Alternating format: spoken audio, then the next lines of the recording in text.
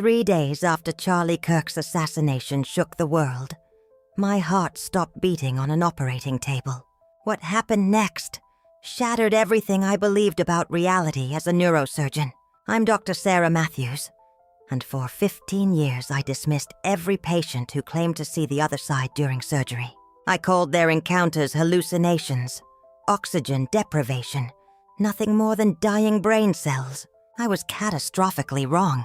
What Jesus revealed to me during those critical moments will expose the invisible war raging behind every major world event, including Charlie Kirk's assassination. Because what killed Charlie wasn't politics. It was a coordinated spiritual attack designed to prevent something that would have changed millions of lives. And once you understand how this hidden warfare operates, you'll never see world events the same way again. Before I share what Jesus showed me, you need to understand who I was. I had performed over 2,000 brain surgeries and witnessed countless patients describing encounters with deceased relatives, angels, divine light. I dismissed every single testimony as brain chemistry, nothing more than dying neurons firing randomly. I was that doctor who would politely nod while patients shared their most profound experiences, then coldly document anoxic hallucinations in their medical charts. But on September 15, 2025, everything I believed about life, death, and reality itself was shattered in an instant. The day started like any other. I was scheduled to perform a complex tumor removal on a 42-year-old mother of 3. The world was still reeling from Charlie Kirk's assassination 3 days earlier. The media was calling it a political hit, another casualty of our divided times. Social media was exploding with conspiracy theories about who was really behind it. But I wasn't thinking about any of that as I scrubbed in for surgery. I had a woman's life in my hands, and that was all that mattered. The operation was going perfectly, until it wasn't. During what should have been a routine procedure, a massive blood vessel ruptured unexpectedly. Within seconds, I was fighting to save not just my patient's life, but dealing with a catastrophic emergency that required immediate intervention from the entire surgical team. In the chaos that followed, I felt a sharp pain in my chest. At first, I thought it was just stress, the adrenaline of trying to save a life. But the pain intensified, radiating down my left arm. The last thing I remember thinking was that I couldn't collapse now, not when my patient needed me most. Then everything went dark, but the darkness didn't last. What happened next defies every medical explanation I've ever learned. Suddenly, everything changed. The darkness began to dissipate, and it was like someone had turned on a light. But this wasn't ordinary light. This light was alive, vibrant, pulsing with an energy that made my 15 years of medical training feel insignificant. Every photon seemed to carry consciousness itself. I found myself standing in what I can only describe as a place between worlds. The hospital room was still there, but it was different somehow, translucent, as if I was seeing through layers of reality. My own body lay motionless on the floor below, while the crash team worked frantically to revive me. The irony wasn't lost on me. The doctor who had dismissed countless near-death experiences was now living one. That's when I saw him. Jesus was standing beside me, but he wasn't the gentle, peaceful figure from Sunday school paintings. His presence radiated an authority that made me understand immediately why mountains would move at his command. His eyes held depths of knowledge that seemed to span eternity, and when he looked at me, I felt like every layer of my being was being examined with perfect clarity. The moment he spoke those words, my mind exploded with images, understanding, revelations that came faster than thought itself. I felt my consciousness expanding like a universe being born. I saw Charlie Kirk not as the political commentator the world knew, but as he truly was, a man whose heart bled for his generation, whose midnight prayers soaked his pillow with tears for America's soul. Then Jesus showed me something that stopped my spiritual breath completely. The enemy targeted him, Jesus continued, not because of his politics, but because of what he was becoming. Charlie was on the verge of a spiritual awakening that would have reached millions. He was 3 weeks away from a divine encounter that would have transformed his platform from political commentary to spiritual awakening. The visions cascading through my consciousness showed me Charlie's future that would never be. I saw him standing in packed churches, tears streaming down his face as he testified about God's love. I witnessed thousands of young people falling to their knees in campus auditoriums, their cynicism melting under the power of divine encounter. I watched a revival fire that was supposed to spread from university to university like wildfire. Then I saw the shadow beings that had orchestrated his death. "This is the war most humans never see," Jesus said. And suddenly I could perceive them. Spiritual entities moving through our world like living darkness. Every major event, every assassination, every tragedy that shapes your world has roots in this realm. Charlie's death wasn't about politics. It was about the million souls he would have reached.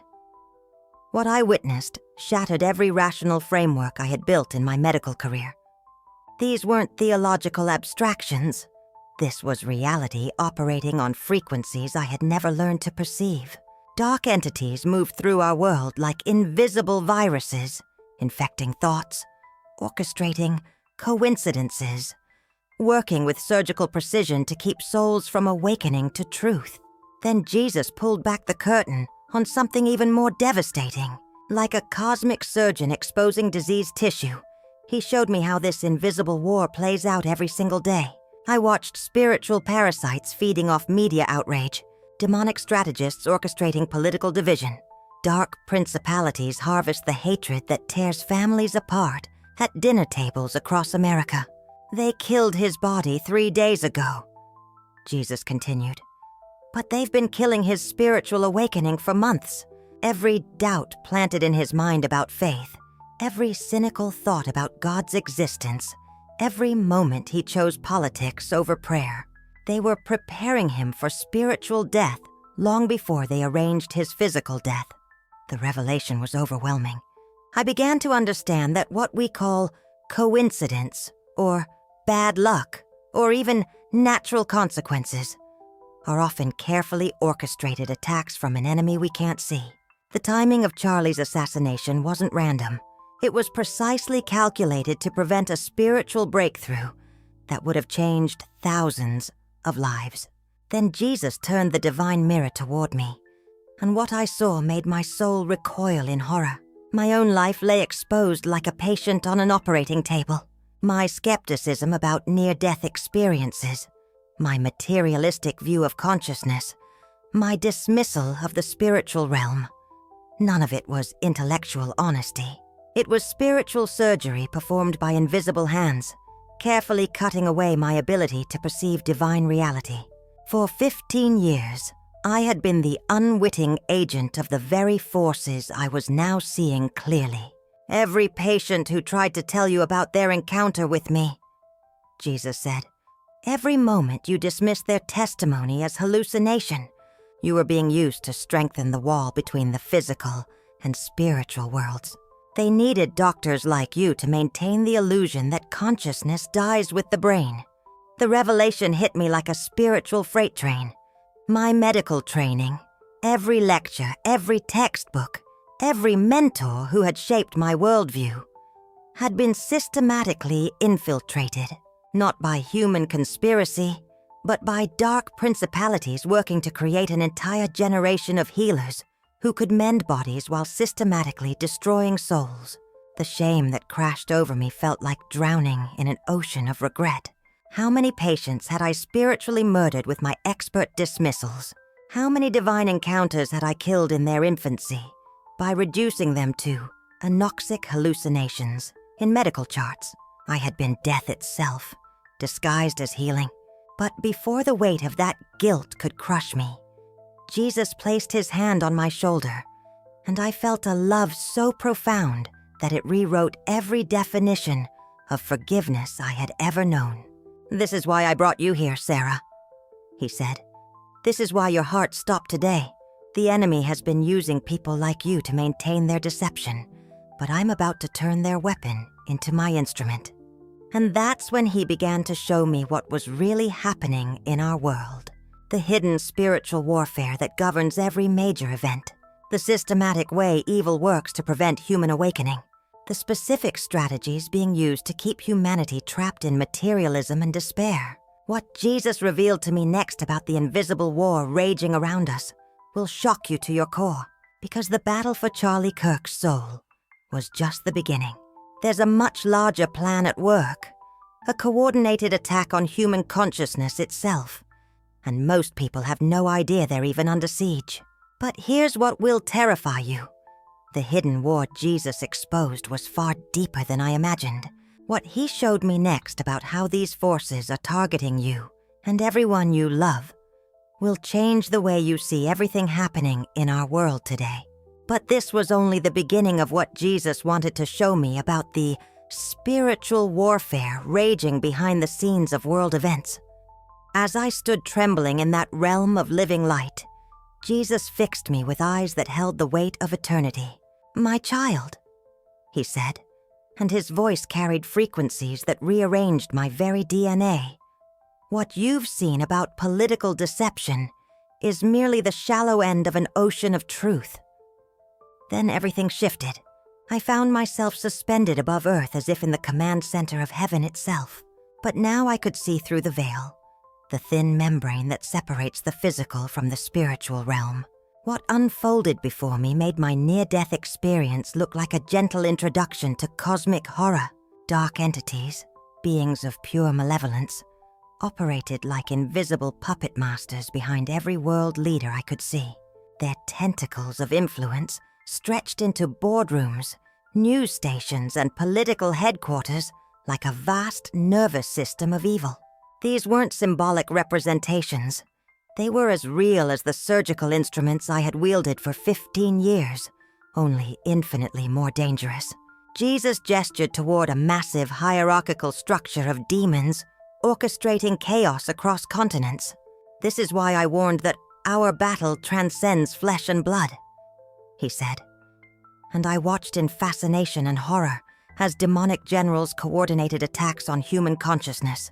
Every political conflict that tears families apart, every lie that goes viral on social media, every seed of hatred planted in human hearts, it's all coordinated from this realm. I watched in horror as these shadow beings whispered directly into the ears of politicians, media moguls, and even religious leaders. Like master chess players, they manipulated both sides of every conflict, feeding off the chaos like spiritual vampires. Their ultimate purpose was terrifyingly simple: keep humanity distracted from the one truth that could free them: God's love. Tears poured down my face as the full scope of the deception crystallized. We're all blind. Every heated political argument, every family torn apart by ideology, every church split by partisan politics. It's all orchestrated. The real enemy isn't the person across the political aisle. It's the demonic realm harvesting our hatred like a crop. Yet in the midst of this spiritual warfare, Jesus revealed something that ignited my soul with hope. Scattered across the globe like stars piercing through clouds, I saw believers who had broken free from the deception. They were praying not for political victories, but for God's kingdom to come on earth. They loved their enemies, refused to participate in the hatred, and their light was pushing back spiritual darkness in ways that made demons flee in terror. "This is precisely why I came," Jesus said, and his voice carried the authority that created galaxies. "Not to endorse any earthly kingdom, but to establish my eternal kingdom in hearts that choose love over hate, truth over lies, unity over division." I watched in amazement as every act of genuine love became a sword of light, slicing through spiritual darkness. Every moment of forgiveness detonated like spiritual dynamite in the demonic realm. Every choice to seek truth over propaganda sent shockwaves through their hierarchies. The dark forces recoiled as if burned by holy fire. Then Jesus revealed the truth that changed everything. The end times aren't about political events. They're about hearts. Will humanity choose love or hate? Will they seek my truth or believe the lies? The spiritual battle raging right now will determine the eternal destiny of millions. Lightning struck my consciousness. My near-death experience wasn't about personal salvation. It was a divine commission, a call to warn others about the invisible war raging for their souls, to help them see past the political puppet show to the real battle determining eternity. As this cosmic vision began to fade, Jesus looked at me with eyes that held the love of 1,000 mothers and said, "Go back and tell them what you've seen. Tell them I love them beyond human comprehension, that I died for them, and that no political system will ever save them. Only I can.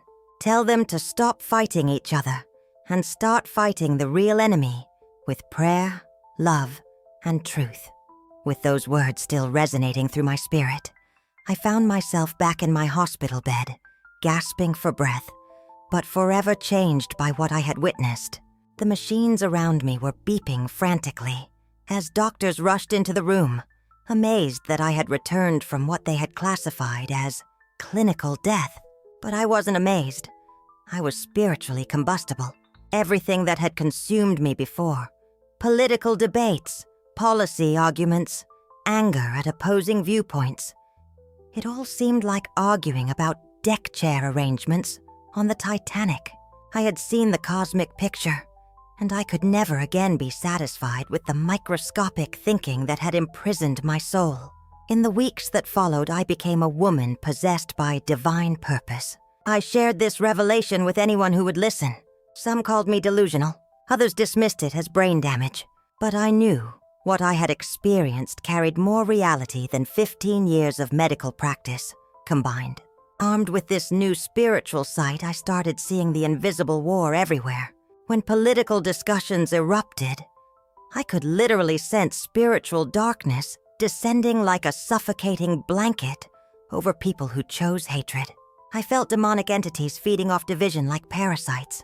But I also began recognizing the supernatural light radiating from people who responded with love, patience, and genuine concern, regardless of their political views. The most miraculous transformation happened within my own family. My brother and I had been spiritually murdered by politics. 2 years of estrangement over ideological differences. But armed with this revelation, I called him not to debate policy, but to say 3 words: "I love you." That conversation shattered 2 years of demonic division in 5 minutes, leading to tears, reconciliation, and a relationship now stronger than ever. This is what Jesus meant when he showed me that the real battle is for hearts, not votes. When we choose love, forgiveness, and unity over division, we literally push back the darkness that is trying to destroy our families, our communities, and our nation. As I share this revelation with you, I can sense through the screen the hearts that are crying out for truth.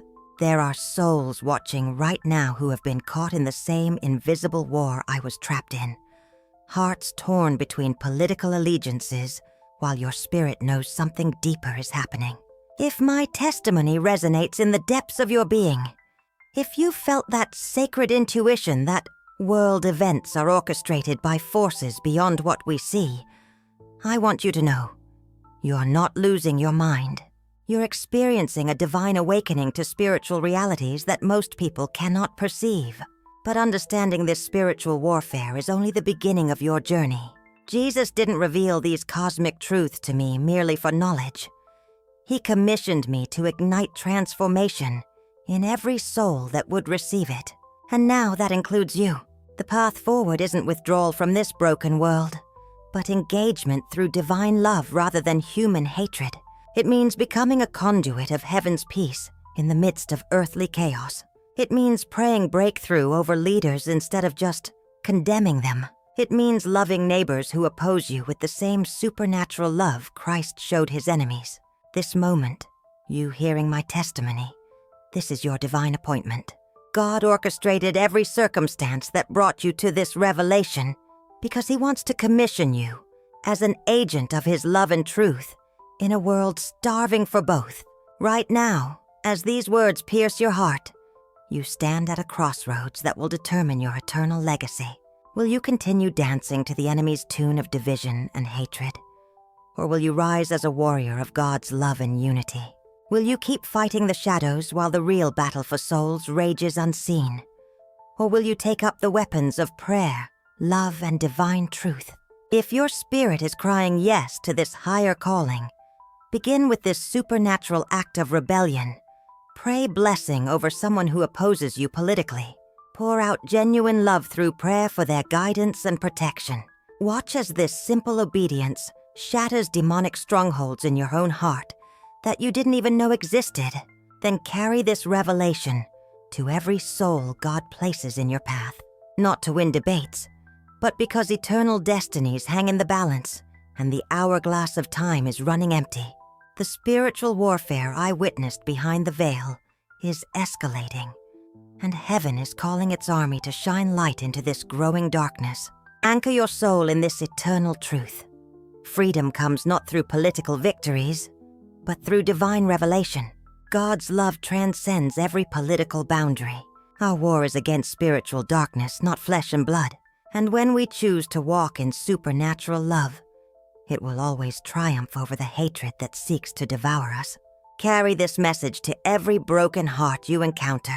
Tell them Jesus loves them beyond human comprehension, that He died to free them from the very deception tearing our world apart. Tell them hope exists beyond political solutions. Hope found only in the one who conquered death itself. This is your sacred commission. This is why your soul was drawn to my testimony. Use this truth to transform lives, to heal what division has broken, and to establish God's kingdom in human hearts. The season of spiritual slumber is ending. The time for love to reign supreme is now. The season of spiritual slumber is ending. The time for love to reign supreme is now.